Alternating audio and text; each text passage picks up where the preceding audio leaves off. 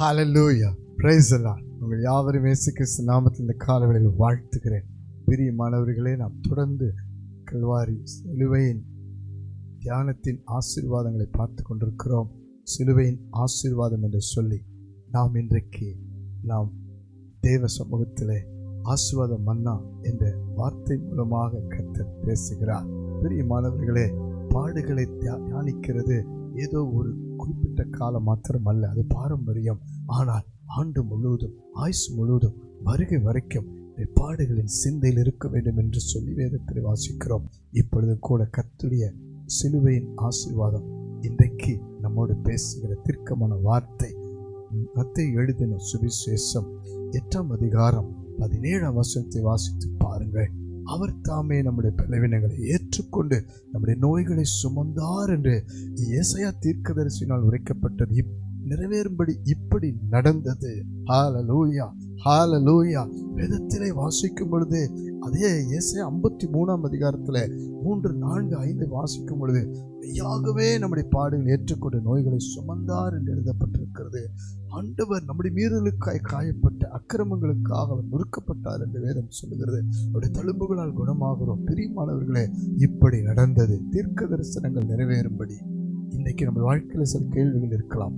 ஏன் இப்படி நடந்தது? ஏன் இப்படி என் வாழ்க்கையில மாத்திரம் ஏன் இப்படி ஆகிறது? ஏன் எனக்கு மாத்திரம் இந்த வியாதி வந்தது? ஏன் இன்றைக்கு நான் இப்படியே இருக்கிறேன், சுகவீனமா இருக்கிறேன்? ஏன் இப்படி எனக்கு மாத்திரம் பலவீனம்? எல்லா பக்கத்திலும் போய் பார்த்துட்டேன், எத்தனையோ மருந்து மாத்திரை சாப்பிட்டுட்டேன், எத்தனையோ ட்ரீட்மெண்ட் பார்த்துட்டேன், ஏன் எனக்கு மாத்திரம் சுகமாவதில்லை? இத்தனை பணங்களை கொட்டி தீர்த்தாலும் ஒரு விடுதலை கிடைக்கவில்லை, சுகம் கிடைக்கவில்லை என்று அங்கலாய்க்கிற ஒவ்வொருத்தருக்கும் ஆண்டவர் சொல்கிறார், நீங்கள் குணமாவீர்கள். கர்த்தர் உங்கள் நோய்களை சுமந்தார், உங்கள் வியாதிகளை சுமந்தார், பலவீனங்களை சுமந்தார் என்று விசுவாசிக்கிறீர்களா? கல்வாரி சிலுவை நோக்கி பாருங்கள். ஆண்டவர் இயேசு ஏன் பாவங்களை, ஏன் சாபங்களை, ஏன் நோய்களை, ஏன் பலவீனங்களை சுமக்க வேண்டும்? நமக்காக, நம்மை நலமாக்கும் தண்டனை அவர் மேல் வந்தது என்று வேதம் சொல்லுகிறது. அவருடைய தழும்புகளால் குணமாகிறோம். விசுவாசமாய் இருங்கள். இந்த நாளிலிருந்து கர்த்தர் உங்களுக்கு ஒரு விடுதலை கொடுக்க போகிறார். அவர் ஏற்கனவே கல்வாரி சிலுவையிலே எல்லாம் சுமந்து தீர்த்தார். அதனுடைய பலனை, விடுதலை, சுகத்தை தான் விசுவாசத்திலே அவரை நோக்கி பார்த்து ஜெபிக்கும் பொழுது, விசுவாசத்திலே பேசும் பொழுது பெற்றுக்கொள்வோம். எப்பேற்பட்ட வியாதி, எப்பேற்பட்ட நோயா இருந்தாலும் கர்த்தரால் குணமாக்க முடியாத ஒன்று இல்லை. பாருங்கள், வேதத்தில் யோவான் 5ஆம் அதிகாரத்தில் 38 வருஷமா வியாதி இருந்த ஒரு மனுஷனை கர்த்தர் சுகமாக்கினார். ஹல்லேலூயா, ஹல்லேலூயா. 12 வருடமாய் பெரும்பாடுள்ள பெண்ணுக்கு தேவன் சுகம் கொடுத்தார்.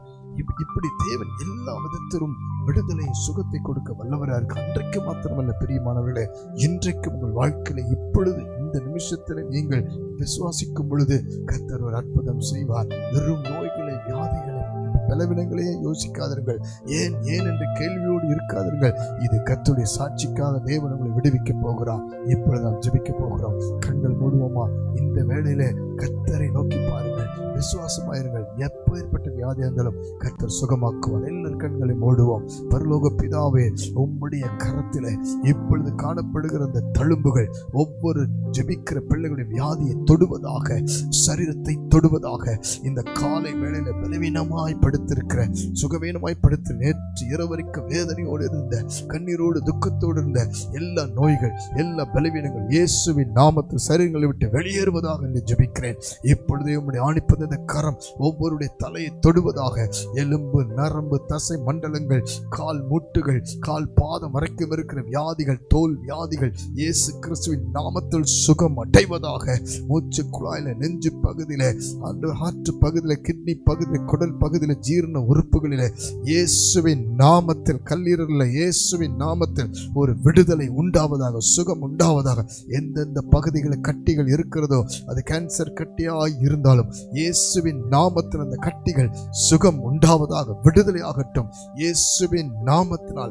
இயேசுவின் நாமத்தில் தீராத வியாதிகள், இத்தனை ஆண்டுகள், இத்தனை நாட்கள் என்று மருந்து மாத்திரையினால் சுகமாகாதது இப்பொழுது விசுவாசிக்கட்டும். இயேசுவின் நாமத்தில் சுகம் உண்டாகட்டும். பலவீனங்கள், வியாதிகள், பிசாசினால் வந்த பாவத்தினால் வந்த வில்லிசுரி மாந்திரிக செய்வினால் வந்த எல்லா வியாதிகள், பலவீனங்கள் குடும்பத்தை விட்டு, கணவன் மனைவி விட்டு, பிள்ளைகளை விட்டு, வாலிப பிள்ளைகளை விட்டு விலகி போவதாக இயேசுவின் நாமத்தில் உம்முடைய தழும்பு வல்லமை தொடுவதற்காய் நன்றி. ஆண்டவர் சுகம் கட்டளையிடுகிறேன், விடுதலை கட்டளையிடுகிறேன். வீட்டை விட்டு, குடும்பத்தை விட்டு, சரீரங்களை விட்டு ஆண்டவர் எல்லா வியாதிகள் சுகமடைவதற்காய், விடுதலையாவதற்காய், தூக்கம் வராமல் கஷ்டப்படுகிறவர்களை கர்த்தர் விடுவிப்பதற்காய் நன்றி.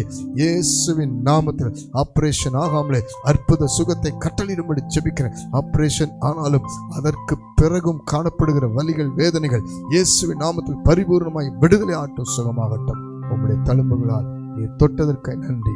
இயேசுவின் மூலம் ஜெபித்து அர்ப்பணிக்கிறோம், விசுவாசிக்கிறோம், நன்றி செலுத்துகிறோம் நல்ல பிதாவே. ஆமென், ஆமென், ஆமென். God bless you. விசுவாசியுங்கள், கர்த்தர் சுகம் கொடுத்திருக்கிறார். ஆமென்.